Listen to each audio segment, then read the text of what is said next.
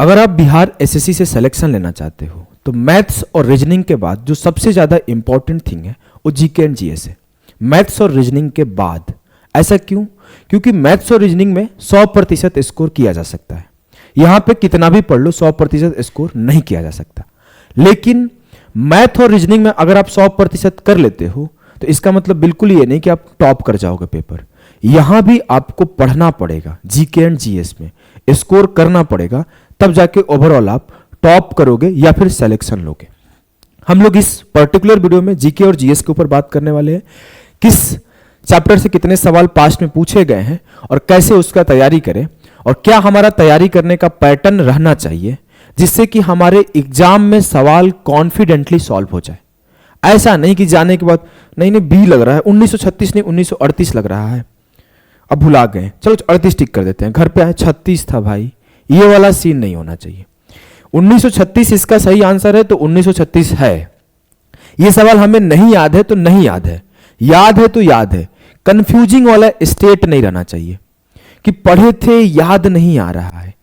इस प्रॉब्लम में जब तक रहोगे तब तक आप कभी कॉन्फिडेंट होकर पेपर दोगे ही नहीं। आप देकर आओगे तो डर बना रहेगा। देखते हो कभी कभी कुछ लोग होते हैं जो पेपर दे के आते हैं, बहुत अच्छा गया, इस बार हो जाएगा। कुछ लोग पता नहीं 10 गो सवाल तो ऐसे लग रहा था कि सही है, नहीं ये 10 गो सवाल ऐसे सवाल वैसे, ऐसे में नहीं। आप मेरी बातों को कनेक्ट करिए।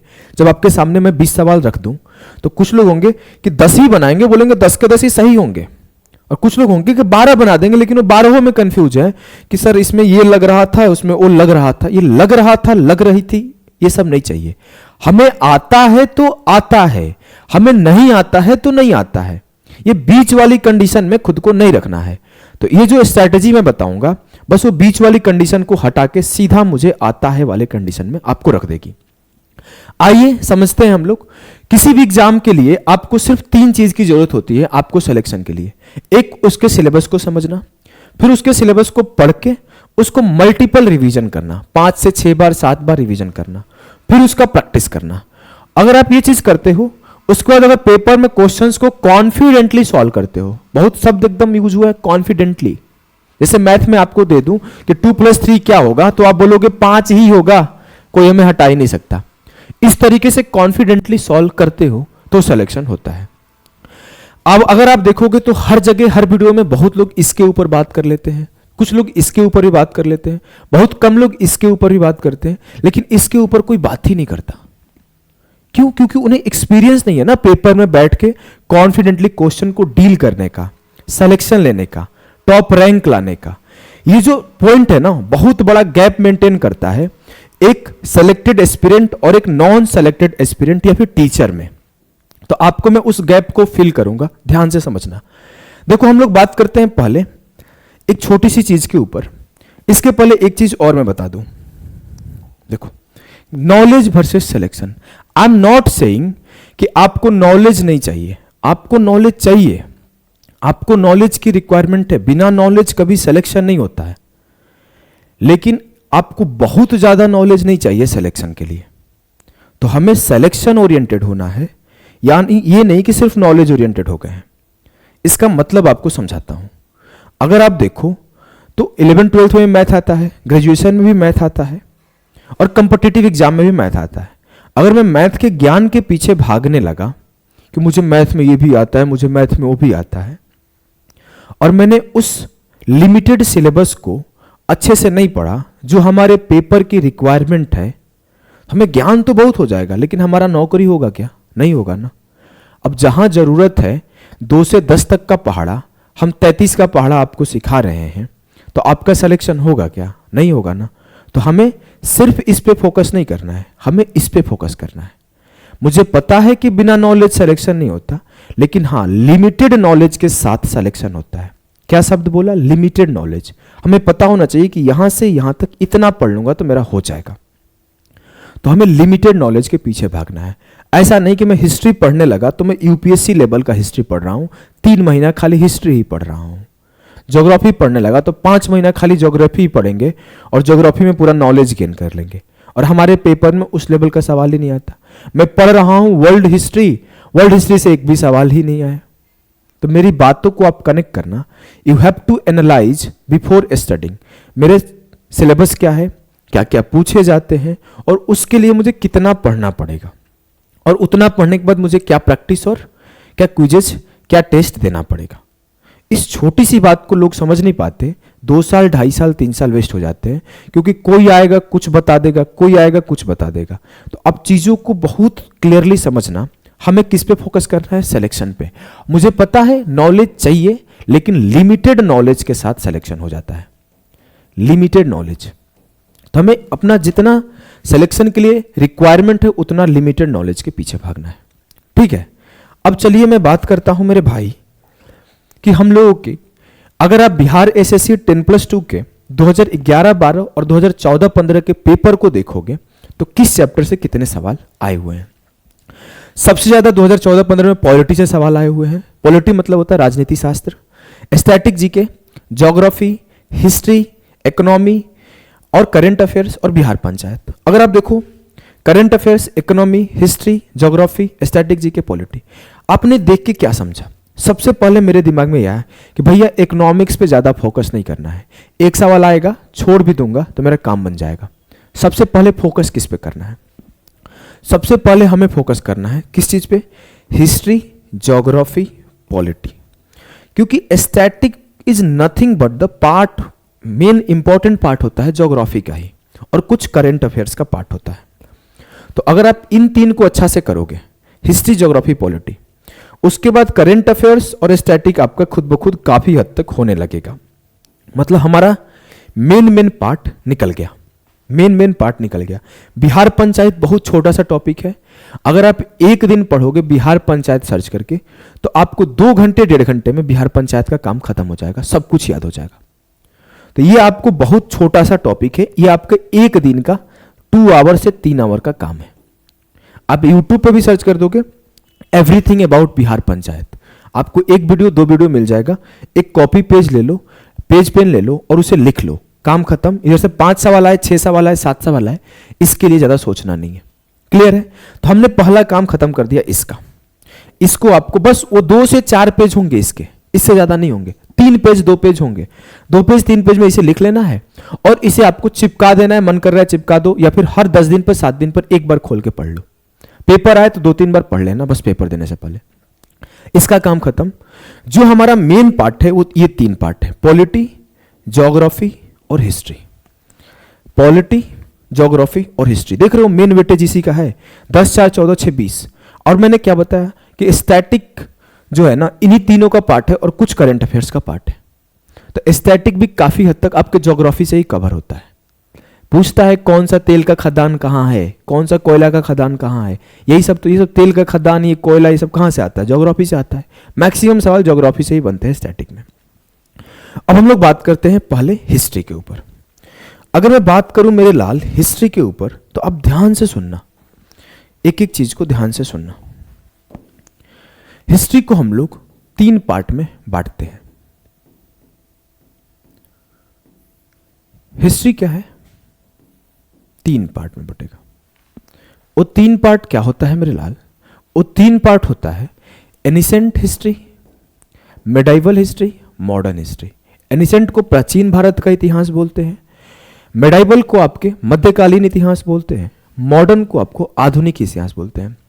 इसमें हम लोग जनरली जो पढ़ते हैं वही मौर्य वौर्य के बारे में पढ़ते हैं। पीछे आपको पाषाण काल उतना आता नहीं है, ज़्यादा पीछे तक आता नहीं है। इसमें जनरली हम लोग जहाँ पे इस्लाम का उदय हुआ है लगभग 700 साल से, और इधर तुम्हारे मुगल तक पढ़ते हैं। मुगल में जब सबसे लास्ट शासक है मोहम्मद जफर, देखो मैं भूलता जा रहा हूँ, थोड़ा उम्र हो गया। तो यहाँ पे 1800 कुछ जो पलासी का युद्ध हुआ है, लास्ट बक्सर का युद्ध हुआ है 1764, यहाँ तक पढ़ते हैं। और 1764 के बाद जब से हमारे अंग्रेज देश पे कब्जा कर लिए, यहाँ पे ये पढ़ते हैं।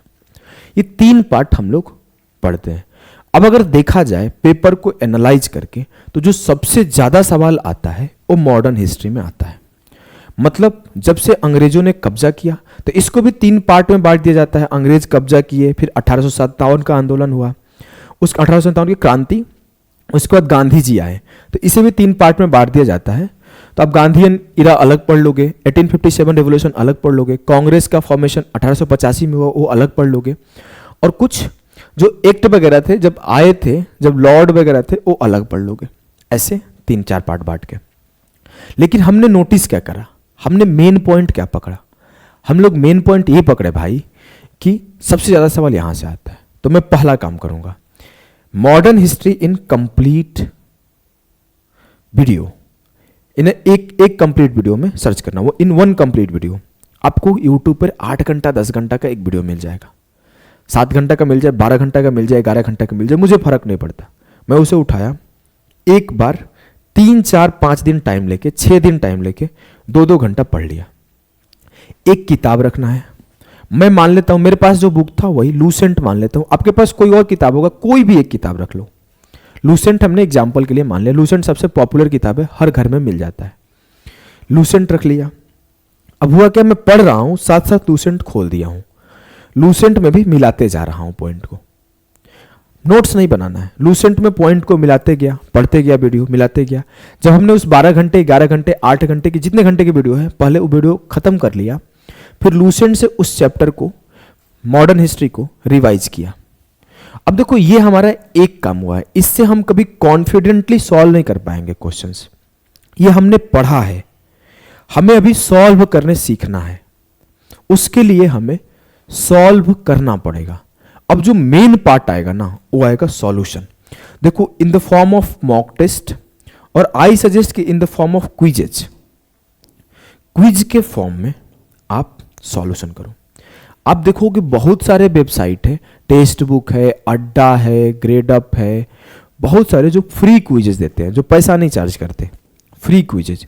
और आपको एक बात और समझा दूं, ऐसा आपको अपने दिमाग से निकाल देना है कि आप बिहार एसएससी का ही सिर्फ खोजोगे, नहीं। आप बिहार एसएससी का जीके मिल रहा है तो ठीक है, सीडीएस का जीके मिल रहा है तो भी ठीक है, एसएससी का जीके मिल रहा है तो भी ठीक है, रेलवे का जीके मिल रहा है तो भी ठीक है।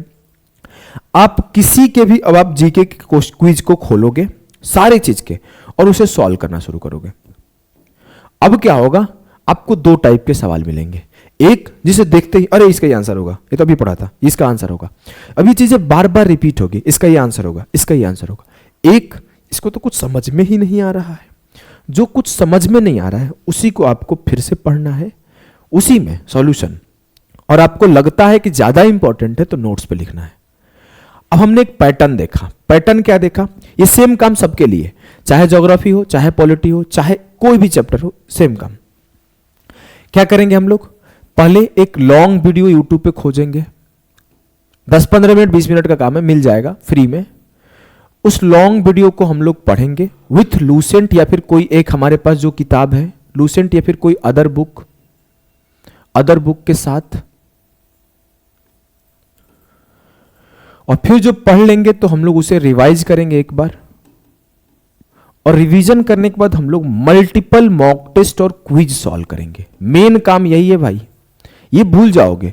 कोई देखो 2-2 साल 2.5 साल से जीके ही पढ़ रहा है, आज तक उसे बेसिक सवाल पूछ दो तो भूल जाता है, डेट भूल जाता है, इसका बाप का नाम क्या है भूल जाता है, ये युद्ध कब हुआ था भूल जाता है, क्योंकि सवाल में पूछेगा ये युद्ध कब हुआ था, ये संधि कब हुई थी। अब वो डेट आपको याद रहना चाहिए ना। आपको बहुत ज्ञान है, बहुत स्टोरी पता है, मैं खुद स्टोरी मुझे बता दूं कि कैसे मुगल शासक में अकबर आए, हुमायूं का क्या हुआ। अरे अकबर आए, हुमायूं क्या हुआ, मुझे फर्क नहीं पड़ता।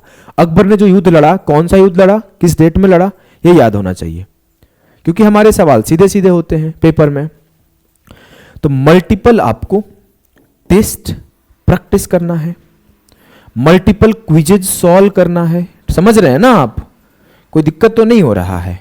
नहीं सर, ये आप जितना सॉल्व कर पाओ उतना करो। सेम काम आपको हिस्ट्री में करना है, सेम काम आपको, अब देखो एक बार क्या करेंगे, मध्यकालीन इतिहास सर्च करेंगे in a complete video, ancient इतिहास in a complete video, geography, Indian geography in a complete video. हमारे पेपर में इंडियन ज्योग्राफी से ही सवाल आते हैं ज्यादा, तो Indian geography in a complete video, polity in a complete video. ऐसे सर्च किया, 4 दिन 6 दिन 5 दिन टाइम लेके पढ़ा, पढ़ने के बाद उसका रिवीजन किया, उसको जितना हो पाए मैंने 1000 2000 500 सवाल सॉल्व किए, लगातार रोज सॉल्व कर रहे हैं, पेपर के आने तक खूब सॉल्व किए। ये जो है पैटर्न, इससे आपके काफी हद तक स्कोर इंप्रूव होगा। मैं ये बिल्कुल नहीं बोल रहा हूं कि आप इतना ज्ञानी हो जाओगे कि आपसे कुछ भी पूछा जाए तो आप निकाल लोगे, मुझे नहीं पता है, लेकिन इतना मुझे पता है कि आप ये काम करोगे तो आपके मार्क्स बढ़ने लगेंगे, आपके टेस्ट में मार्क्स आएंगे, आप जब एग्जाम दोगे तो एग्जाम में मार्क्स आएंगे ही आएंगे। ठीक है, बात है अगला करंट अफेयर्स, मोस्ट इंपॉर्टेंट।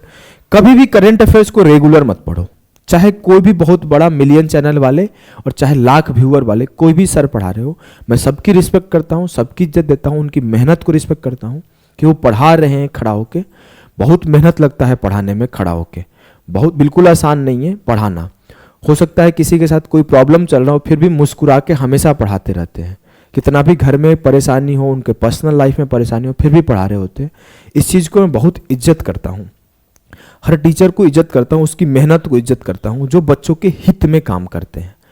लेकिन हम एक बात आपको सलाह दे रहे हैं, आप रेगुलर करंट अफेयर्स मत पढ़ो, आप रेगुलर करंट अफेयर्स मत पढ़ो। जिस सर से पढ़ रहे हो उन्हीं से पढ़ो, मैं बिल्कुल मना नहीं करता हूं। आप कोशिश करो वीकली या फिर मंथली, जो एक वीडियो सारे टीचर देते हैं, जो अच्छे टीचर है ना, वो पहले रेगुलर पढ़ाते हैं फिर वीकली देते हैं। वो खुद रेगुलर इसलिए पढ़ाते हैं कि उनके पास कंटेंट मिल जाए, और फिर उसी को वीकली दे देते हैं और फिर उसी को मंथली दे देते हैं। तो आप कोशिश करो या तो वीकली या मंथली उनकी लेक्चर्स देख लो। और लेक्चर देखना उतना इंपॉर्टेंट नहीं है, लेकिन एक बार देख लो, कुछ एक्स्ट्रा फैक्ट सर लोग बता देते हैं। कोई भी टीचर से आप पढ़ लो, मैं किसी को पर्टिकुलर नाम नहीं ले रहा हूं, लेकिन मेन काम क्या है कि उसके पीडीएफ आप रख लो, मंथली वाले या फिर वीकली वाले। उस पीडीएफ को आप टाइम टू टाइम रिवाइज करो, जब पेपर आए तो उसको बार बार रिवाइज करो। बहुत इंपॉर्टेंट है ये, बहुत इंपॉर्टेंट है, इस पे फोकस करो। और मतलब इस पे थोड़े बाद में भी फोकस कर सकते हो, पहले आपको ये वाला काम करना है। जब इस पे आपने कर लिया काम 1.5 महीने 2 महीने में, तो आप इस पे फोकस करो और इस पैटर्न को फॉलो करो। अगर आपको हमारी बातें अच्छी लगती है, हमारा गाइडेंस अच्छा लगता है, बताए गई बातें में अगर लगता है हाँ ईमानदारी से सर बताते हैं सब कुछ, तो आप हमें सपोर्ट करिए। इसके लिए हमारी जितनी भी वीडियोज है उसे हर बच्चों के पास शेयर करिए, हमारे चैनल को सब्सक्राइब करिए। अगर लगता है कि हाँ बहुत जेन्युइन चीज़ें मिलती है, अगर आप देखो तो हमने आप लोगों के लिए काफ़ी सारी चीज़ें पढ़ाई भी है। आपको मैथ्स पूरा कंप्लीट हमने बिहार एसएससी के लिए पढ़ा रखा है। बहुत जल्द हमारे साथ 1 लाख प्लस बच्चे जुड़ जाएंगे। 1 लाख स्पेशल पे हम और भी स्पेशल चीज़ें आप लोग के लिए लेकर आएंगे। फ्री में बहुत सारी क्लासेस पहले भी दिए हैं, आगे भी देंगे। अगर आप देखो तो आपके बिहार एसएससी का चैप्टर वाइज लंबी क्लासेस आपको दिया हुआ है हमारे चैनल पे। आप खुद देखो, 5.5 घंटा में परसेंटेज, 4.25 घंटा में प्रॉफिट एंड लॉस, टीएसडी 3 घंटे, टाइम एंड वर्क आपके 4 घंटे, 3.5 घंटे रेशियो, 3.25 घंटे सिंपल इंटरेस्ट, एलसीएम एचसीएफ लगभग 3 घंटे, मिक्सचर आपके लगभग 3 घंटे, आपके एवरेज 4 घंटे के लगभग, और ये नंबर सिस्टम 8.5 घंटे 9 घंटे। तो आपको इस तरीके से पढ़ाया गया है बिहार एसएससी के लिए। तो आप इन क्लासेस को सिर्फ देखना ही नहीं है, मुझे बस एक चीज़ चाहिए कि ये जो जितने भी क्लासेस है, जितने बच्चे बिहार एसएससी की तैयारी करते हैं, जो भी बच्चे कल बिहार एसएससी का एग्जाम देने जाए, हर एक बच्चे के पास वो प्लेलिस्ट पहुंच जाना चाहिए। ये कंप्लीट मैथ की प्लेलिस्ट पहुंच जानी चाहिए, ये 10 मॉक टेस्ट की प्लेलिस्ट पहुंच जानी चाहिए बिहार एसएससी के, ये 4 special previous year mock test पहुंच जानी चाहिए हर बच्चे के पास। कल कोई पूछे कि बिहार एसएससी का तैयारी करता हूं, मैं मैथ कहां से पढ़ूं, तो सिर्फ एक ही नाम आना चाहिए, अभिषेक ओझा सर से पढ़ लो। मैथ्स मतलब अभिषेक ओझा सर, बिहार एसएससी मतलब बिहार योद्धा। बिहार योद्धा आपके लिए हमेशा खड़ा रहेगा, आपके बिहार एसएससी को तैयारी करवाने के लिए। आप बस अपना सपोर्ट और प्यार बनाए रखें, हमेशा मैं आपके साथ हूँ, और जब जब आपको ज़रूरत पड़ेगी तब तब हम लोग आपके लिए क्लासेस लेकर आएंगे। थोड़ा घर में पूजा पाठ है, घर में थोड़ा काम चल रहा था, घर पे भी घर का भी ख्याल रखना पड़ता है, इस वजह से लाइव क्लासेस नहीं ले पा रहा था। लेकिन देखो 11 तारीख से आपकी लाइव क्लासेस आना शुरू हो जाएगी, प्रैक्टिस वाली। क्लास 10 आपका लिखा हुआ है, ऑलरेडी इवेंट लगा दिया गया है। काफ़ी बच्चे मैसेज कर रहे थे, इस वजह से थोड़ा दिन डिस्टर्ब हो गया, उसके लिए सॉरी। थोड़ा घर का भी ख्याल रखना पड़ता है, मम्मी पापा को भी देखना पड़ता है, और भी काम होते हैं। ऐसा नहीं है कि मैं सिर्फ खाली होकर सोया हूँ, फिल्म देख रहा हूँ, घूम रहा हूँ, कहीं टूर मनाने जा रहा हूँ आपकी क्लास छोड़ के, ऐसा बिल्कुल नहीं है। जैसे ही मतलब थोड़ा भी टाइम बचता है तो पहले आप लोगों के लिए कोई वीडियो हुआ, कोई क्लास हुआ, कोई इन्फॉर्मेशन हुआ, सबसे पहले यही काम करता हूँ। तो आप लोग अपना सपोर्ट और प्यार बनाए रखें, हम हमेशा आपके साथ हैं और हमेशा हम लोग मेहनत करते रहेंगे। मिलते हैं अगली वीडियो में। अगर कोई भी आपको नीड है तो कमेंट करके जाना, और कैसा लगा ये वीडियो ये भी कमेंट करके जाना। तो अभी के लिए बाय बाय, टाटा सभी को।